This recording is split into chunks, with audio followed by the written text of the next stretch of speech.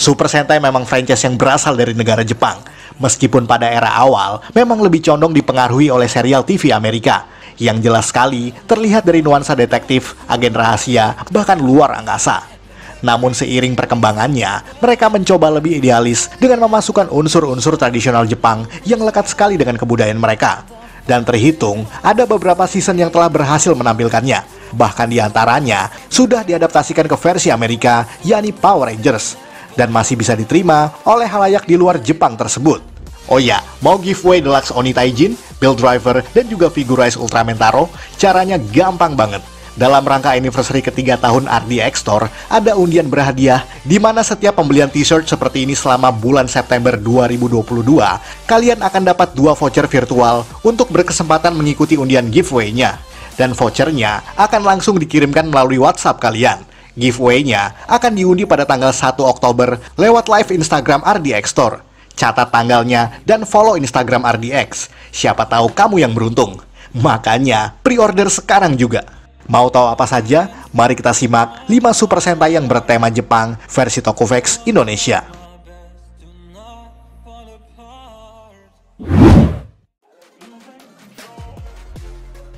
Ninja Sentai Kaku Ranger. Bicara soal tema Jepang, tidak lengkap rasanya kalau tidak membicarakan soal ninja. Dan pada season yang satu inilah yang menjadi pionir dalam kategori tersebut. Disiarkan pada tahun 1994 dan menjadi Sentai pertama yang berhasil mengangkat tema ninja secara penuh. Walaupun karakter ninja pernah beberapa kali digunakan sebelumnya dalam Kagaku Sentai Dynaman pada karakter Dyna Black dan juga Hikari Sentai Maskman pada karakter Yellow Mask. Maka dari itu banyak sekali unsur-unsur tradisional seperti Rakugoka yang diperankan oleh mendiang Enjo Sanyute. Bahkan seluruh Zord dan juga persenjataannya memang dibuat dengan khas tradisional ninja, seperti gulungan, shuriken, inro, dan masih banyak yang lainnya. Akan tetapi meskipun bertema Jepang, produser Toei saat itu yang bernama Takeyuki Suzuki menjelaskan bahwa Kaku Ranger tidak disajikan se-Jepang mungkin, karena adanya beberapa style yang lebih universal, seperti unsur street art yang dilekatkan pada desain monster yokai-nya. Oleh sebab itulah, yokai di sini tidak dibuat dengan bentuk tradisional Jepang, dan lebih cenderung seperti monster modern. Bahkan ada beberapa unsur komik Amerika, yakni efek tulisan yang ditampilkan saat mereka menyerang musuhnya.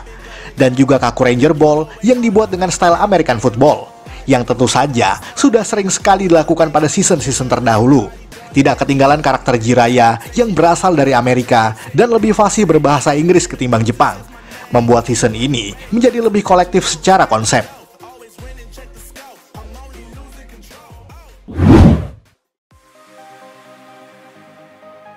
Ninpu Sentai Harikenger, masih soal ninja. Pada season ke-26 dalam Super Sentai ini, mereka mencoba mengulang kesuksesan formula ninja yang pernah dipakai di Kaku Ranger.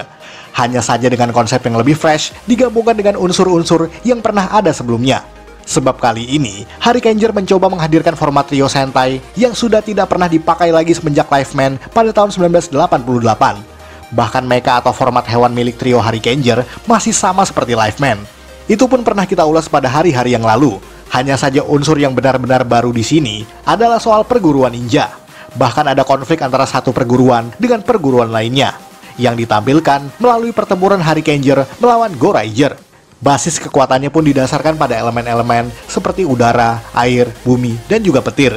Hideaki Sukada sebagai produser saat itu mengatakan bahwa mereka menambahkan konsep alien sebagai mayor antagonis, yakni Jakanja, yang menganut ilmu Uchu Ninpo atau jurus ninja luar angkasa, sebagai sebuah ide yang lekat dengan selera penonton anak-anak, yakni ninja dan juga luar angkasa. Bahkan unsur asing seperti Shurikenger yang sering mengucapkan kata berbahasa Inggris pun tetap dimasukkan di sini.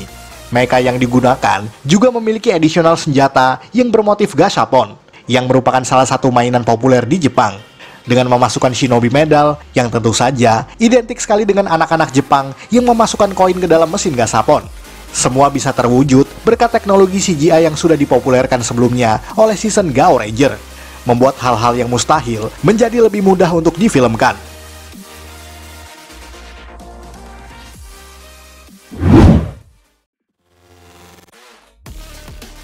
Samurai Sentai Shinkenger. Dan bicara soal Jepang, satu hal lagi yang sangat populer di samping ninja adalah samurai.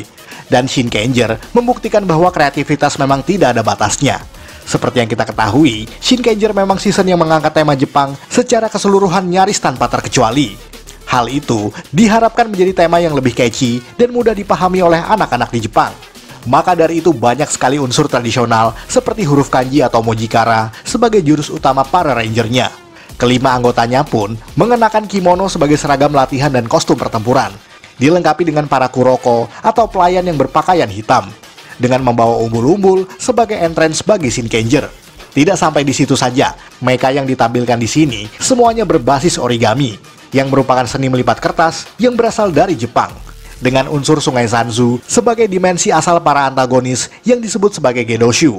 Dan karena bicara soal samurai, seluruh anggotanya merupakan keturunan para samurai yang mewarisi kekuatan tersebut dari leluhur sampai kepada tangan mereka saat itu.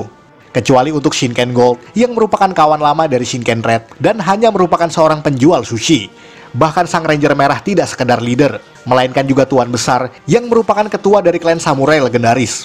Jadi ada unsur loyalitas pengabdian kepada tuannya oleh para anggota Shinkenger. Tidak ketinggalan unsur Kagemusa yang sangat lekat dengan kebudayaan samurai, walaupun butuh waktu agar dapat dimengerti oleh audiens di luar Jepang. Namun semuanya dihadirkan dengan sangat serius, sehingga penonton sangat bisa enjoy menyaksikan Shinkenger.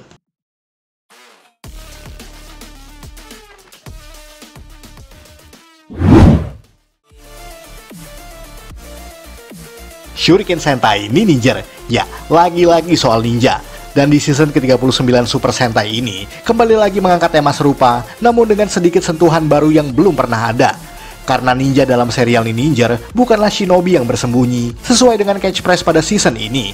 Unsur Jepang yang paling terlihat mungkin ada pada penamaan rangernya yang menggunakan bahasa Jepang seperti Aka, Ao, Ki, Shiro, dan juga Momo. Kento Shimoyama sebagai penulis utama serial ini mengatakan bahwa Ninja mengangkat hal-hal yang lebih mudah dimengerti oleh penonton. Maka dari itu, banyak sekali unsur lain yang digunakan di sini, di mana terlihat sekali dari motif mecha atau robot-robotnya. Tidak hanya Shinobi Maru yang bermotif ninja, di mana ada pula Dragon Maru yang justru bermotif naga Eropa. Karena itu, merupakan pandangan barat tentang ninja yang mistis. Lalu ada Damaru yang bermotif truk, yang merupakan lambang dari pembangunan Jepang yang sangat signifikan. Serta Byun Maru yang bermotif kereta, sebab anak-anak Jepang sangat lekat dengan permainan kereta-keretaan. Ditambah lagi dengan Wan Maru yang bermotif anjing, di mana merupakan salah satu hewan peliharaan yang digemari di sana. Tidak hanya ninja, ada pula unsur koboi yang ditampilkan melalui Star Ninja, karena ingin menghadirkan elemen Hollywood yang kerap menghasilkan film-film ninja versi Amerika. Membuat segalanya yang ada di Ninja terkesan lebih modern dan sesuai dengan perkembangan zaman.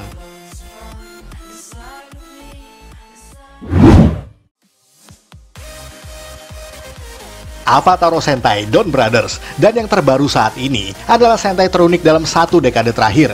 Avataro Sentai Don Brothers merupakan tema populer dari dongeng Momotaro, yang merupakan cerita rakyat Jepang yang dikenal oleh anak-anak di negaranya. Maka dari itu, anggota-anggotanya terdiri dari Oni, Keiji, Saru, dan juga Inu, yang merupakan tokoh-tokoh dari cerita Momotaro sendiri. Bahkan tidak hanya Jepang, sebab ada unsur negara Tiongkok lewat tokoh Don Doragoku atau Don Torabolt sebagai Six Ranger-nya. Sejauh ini, banyak pula troops yang nampaknya diambil dari berbagai franchise lain. Seperti yang kita saksikan, bahwa banyak sekali yang mirip dengan Kamen Rider. Misalnya manusia yang menjadi monster, yang motifnya disesuaikan dengan para veteran Sentai. Setidaknya, hal itu nyaris sama seperti Kamen Rider Zio.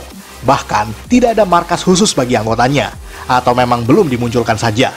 Selain itu, ada unsur game virtual reality yang sepertinya mirip dengan film Free Guy beberapa waktu yang lalu, di mana dari kacamata tersebut, mereka bisa melihat dunia yang tidak bisa dilihat oleh mata biasa. Pertarungan mecha di sini berada di latar yang menyerupai komponen mesin, seperti yang ada pada serial Gridman atau Superhuman Samurai Cyber Squad.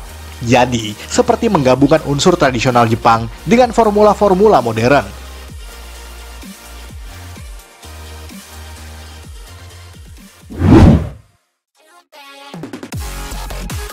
Sekian ulasan dari Tokuvex Indonesia. Buat Anda yang suka dengan video ini, silahkan like dan share ke media sosial Anda. Jangan lupa tinggalkan komentar. Akhir kata, salam Tokuvex Indonesia.